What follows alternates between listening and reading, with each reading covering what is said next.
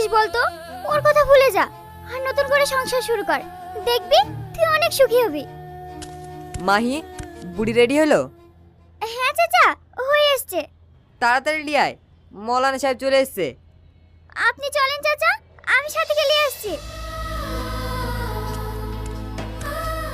চল সাথী।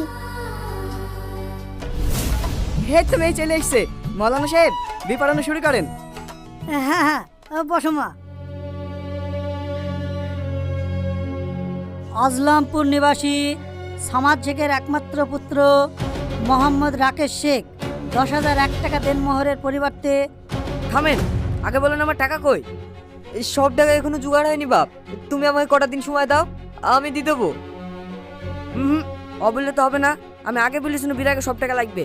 তাড়াতাড়ি বাকি 5 লাখ টাকা দেন। আমি তোমায় কথা দিছি, বিয়ের 5 দিনের মধ্যে তুমি সব টাকা দিয়ে দেবো। আমি কোনো কথা শুনবো না, আমার টাকা এখনই লাগবে। আমি তোমার কাছে হাত জোড় করছি বাপ, তুমি বিটা আটকায়ও না। দাঁড়ান মামা।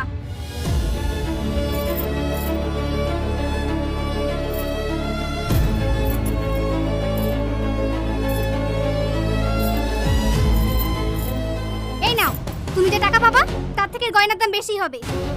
হ্যাঁ হ্যাঁ ঠিক আছে, 5 দিন বাদে যখন টাকা দেবে তখন গয়নাগুলো নিয়ে চলে আসবে। এবার তো বিয়েটা করো। হ্যাঁ, শুরু করুন মৌলানা সাহেব। তুমি কি কবুল মা? কবুল হলে হ্যাঁ দাও। বুড়ি হ্যাঁ বল। হ্যাঁ দাও মা। সাথী, এ আবার কে? এই বিয়ে হবে না, আমি সাথীকে ভালোবাসি। কে তুই? আমি আরজে রোহান। তোমাকে তো আগে কখনো দেখিনি। আমি সাথীকে ভালোবাসি আঙ্কেল, ওকে নিয়ে যেতে এসেছি। তুই ওকে চিনিস বুড়ি? তো 10 লাখ টাকা মনে হয় এবার গেল। না না, কোথায় বাতরাতে ভালোবাসি বলে হয়ে গেল। আজ আমাদের বিয়ে, বেরিয়ে এখান থেকে। সাথীকে না নিয়ে আমি কোথাও যাবো না। তুই ওকে ভালোবাসিস, ও তো আর বাসে না। এই কথাটা আমি সাথীর মুখ থেকে শুনতে চাই। ওই একবার বলুক আমাকে ভালোবাসে না, আমি এখান থেকে চলে যাব। দেখো বাপ, আজ আমার মেয়ের বিয়ে, তুমি এভাবে ঝামেলা পাকাইতে আসো না। আপনি একটু বোঝার চেষ্টা করেন আঙ্কেল, সাথীও আমাকে ভালোবাসে। বলো না সাথী। এইভাবে হবে না, চল হাট, বেড়া এখান থেকে। তুমি একবার বলো সাথী, তুমি আমাকে ভালোবাসো। দাঁড়িয়ে দাঁড়িয়ে কি দেখছি?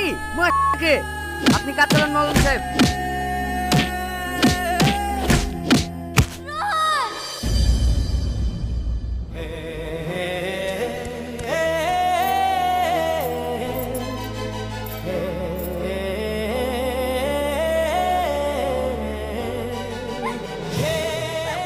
আমি তোমাকে ভালোবাসি রোহন, আমি তোমাকে ভালোবাসি।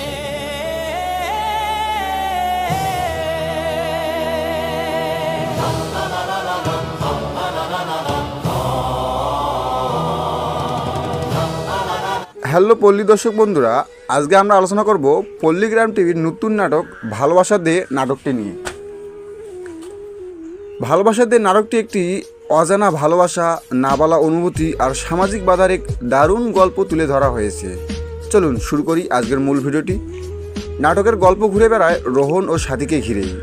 রোহন একজন বড় সেলিব্রিটি, নাম, টাকা আর খ্যাতিতে ভরা তার জীবন। আর অন্যদিকে সাথী একজন সাধারণ মেয়ে, যে রোহনকে মন থেকে নিঃস্বার্থভাবে ভালোবাসে। কিন্তু এই ভালোবাসার কথা সে কখনো মুখে বলতে পারে না।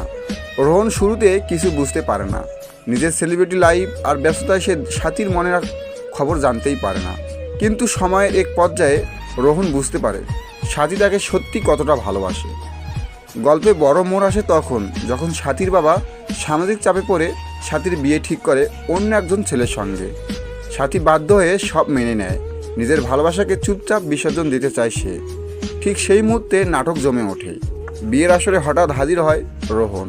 সে সবার সামনে বিয়ে বন্ধ করে দেয় এবং প্রথমবারের মতো সাথীকে নিজের মনের কথা খুলে বলে সেও সাথীকে ভালোবাসে। এভাবে ভালোবাসা, সাহস আর সত্যিকারের অনুভূতির জয় দিয়ে শেষ হয় নাটকটি ভালোবাসা দে দিয়েই। নাটকটি আমাদের শেখায় ভালোবাসা দেরি করে বোঝা গেলেও সাহস করে স্বীকার করাই আসল। রোহন ও সাথীর অভিনয় ছিল খুবই প্রাকৃতিক ও হৃদয়স্পর্শী। গল্পে আবেগ, সংলাপ আর শেষের দৃশ্য দর্শকের চোখে জল এনে দিতে পারে। যারা রোমান্টিক ও ইমোশনাল নাটক ভালোবাসেন তাদের জন্য এটা অবশ্যই দেখার মতো একটি নাটক।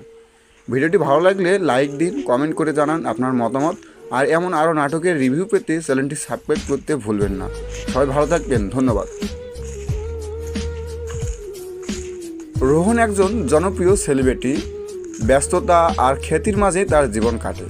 অন্যদিকে স্বাতী একজন সাধারণ মেয়ে যে নীরবে রোহনকে মন থেকে ভালোবাসে।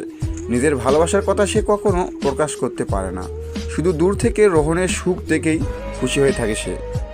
সময়ের এক পর্যায়ে রোহন বুঝতে পারে স্বাতীর অনুভূতির গভীরতা, কিন্তু ততক্ষণে অনেক দেরি হয়ে গেছে। স্বাতীর বাবা সমাজ ও পারিবারিক চাপে স্বাতীর বিয়ে ঠিক করে দেয় অন্য এক ছেলের সঙ্গে। স্বাতী সব মেনে নিয়ে নিজের ভালোবাসাকে বিসর্জন দিতে প্রস্তুত হয়।